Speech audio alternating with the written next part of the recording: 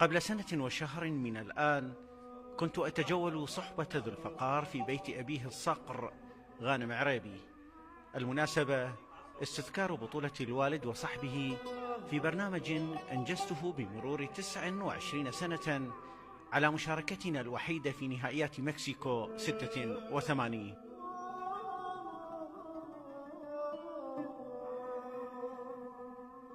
كان الصبي الوسيم الواعد الذي تشع عيناه بريقا وأملا ورجاء في الغد يتب من مكان إلى آخر، ومن صورة إلى أخرى، ومن قميص إلى تذكار، فرحا بأبيه وبصحبه الأماجد في وثبتهم التاريخية في بلاد المكسيك.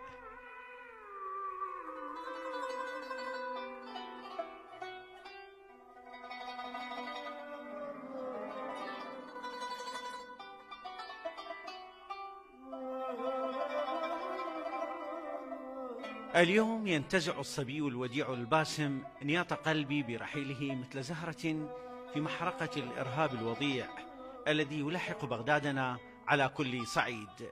يقتلني ذو الفقار وعشرات من الزهور في عمره، ويغتالني رحيل العشرات من الأرواح العراقية الشريفة البريئة في خضم هذا المسلسل الذي يمضي بنا من حزن إلى حزن وسط هذه اللامبالاة التي خرجت من معقول البشر وأضحت تحير الرسل والأنبياء والأولياء وكل صالح على وجه الأرض. ذو الفقار لم يرحل، لم يمت، ما زال يمشي معي الآن في زاوية من البيت الحزين يدلني على صور ستبقى لأبيه المفجوع.